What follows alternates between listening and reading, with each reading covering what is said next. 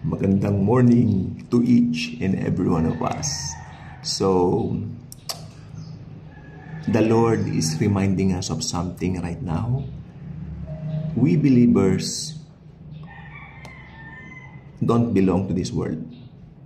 Nandito tayo sa daigdig, pero hindi tayo taga dito.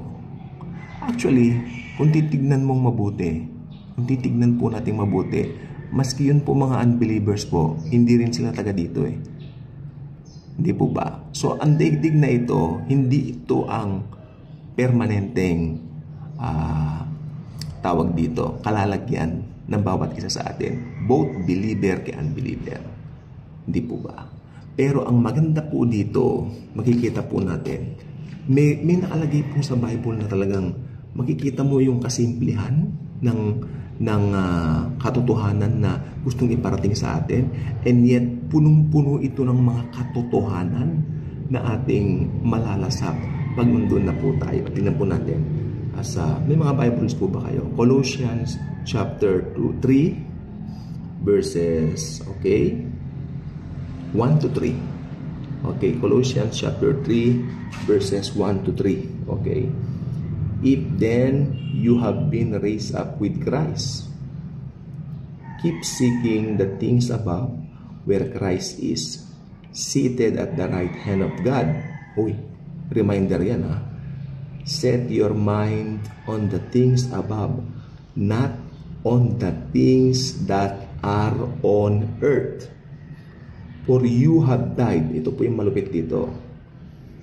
And your life is hidden with Christ in God. Ituloy na po natin sa 4. When Christ, who is our life, is revealed, I love this, then you also will be revealed with Him in glory. Ito po mga pangakong ito ay hindi po nagbabago. Pare-pareho pa tayong hindi pa sinisilang. Nakasulat na po sa Biblia ang mga bagay na ito. Pero ibang bagay po talaga kapag binasa mo bilang mananampalataya ka na.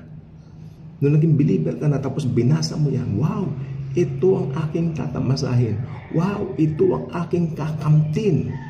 Actually, meron na po tayong Zoe kind of life. Meron na po tayong eternal life. Nasa atin na po yan.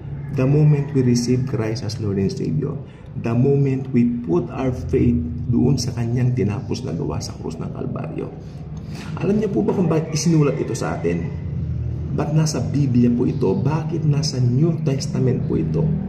Of course, sa pangunguna po ni Pablo, siya po ang pinasulat ng Panginoong Jesus dito.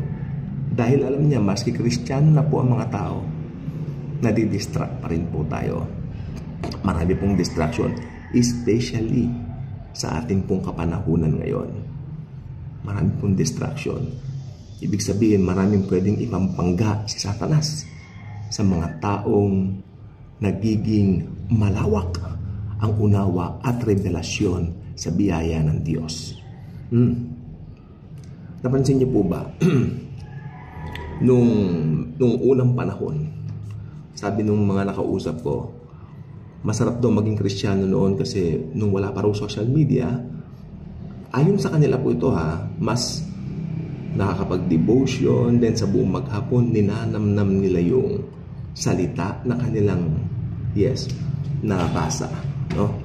Pero sa akin naman, maganda po ang social media. Lamang, ang kaaway, kahit naman po saan social media, noon, nung wala pang social media, may mga ginagamit din si Satanas dati. Pero may mga media na po noon, may mga comics, di ba? Distraction, ang mga magazines, no? Kababasa mo lang ng Bible, pero maya-maya, madidistract ka na naman. Mga problema, life problems. Yan po ay mga distraction coming from the enemy. Hindi po ba? May distraction na. Kaya ang social media po, ito gusto ko sabihin po sa inyo, ito ay regalo ni Jesus sa mundo. Lamang gamitin natin ng tama at gamitin natin para itaas ang pangalan niya. Paano ba natataas ang pangalan ni Jesus? Kapag ipinagsisigawan natin yung ginawa niya sa krus ng Kalbaryo. I mean, we are sharing the good news, my friends. We're not just sharing anything na parang ganito, ganyan. No. This is something na pwede magpabago ng buhay ng bawat isa sa atin. Kung maniniwala ka, sabi ng Biblia, ikaw magkakaroon ka ng buhay na walang hanggan. Okay? So, ang reminder ko lang po sa inyo, kasi tignan nyo, if then you have been raised up with Christ, keep seeking. You are keep seeking, the things above.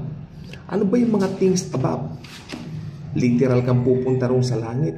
Hanapin mo, kung ganyan po kababaw ang thinking mo, baka naman grade 1 pa rin, no? Hindi. Joke. Ibig sabihin ng seeking the things above, ito yung mga bagay na makadiyos, nakasulat sa Biblia. Instruction ng Diyos sa mundo. Ito ang sinisik natin. Yung mga mensahe na gusto pa rin iparating ni Jesus sa atin. Kasi naniwala tayo na namatay siya sa krus para sa atin. That's true. Diba? After 3 days, muli siyang nagbangon. Muli siyang nabuhay. Amen? Kaya ngayon, ang sino mang maniniwala doon sa tinapos niyang gawa sa krus, sinabi ng Biblia, pinangako ng Biblia, magkakaroon ng buhay na walang hanggan. May buhay na walang hanggan ka na ba? Kaya ang tanong. Pero kung alam mo naman sa puso mo, yes, I have the Lord Jesus Christ in me. Congratulations. Naniwala ka dun sa ginawa niya sa cross. Ang distraction po lagi pong nandiyan. Marami pong bagay ang distraction. Pero it's up to us kung papayagan natin or not.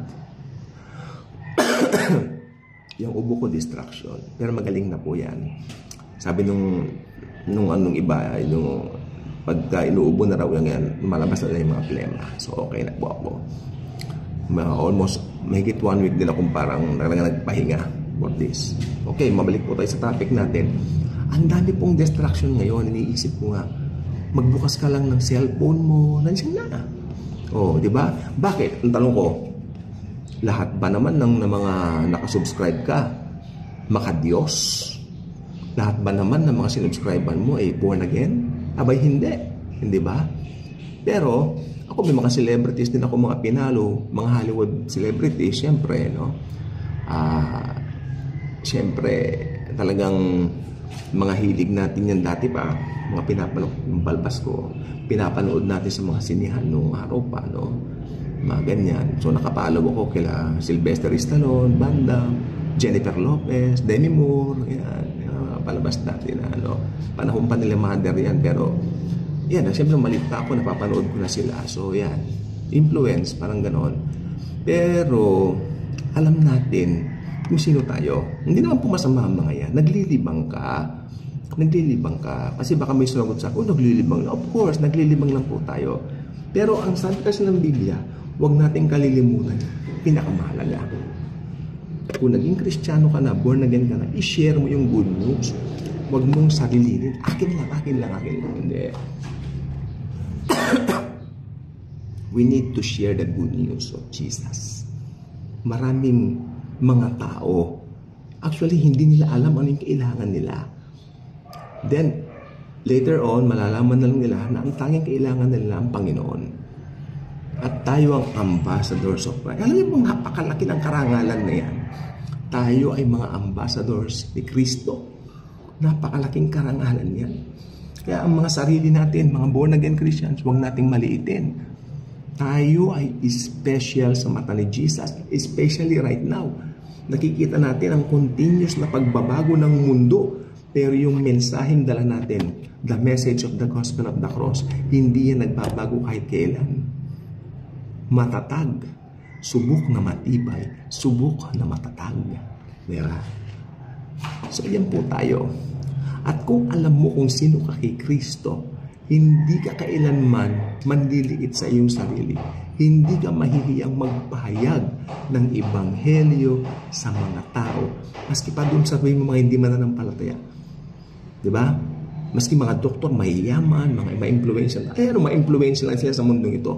Pero kung wala sila kay Kristo, pag namatay sila, mapapahamak pa na sila. Kaya ang totoo, kailangan nila tayo because we are ambassadors of Christ. Thank you and God bless everyone. Thank you.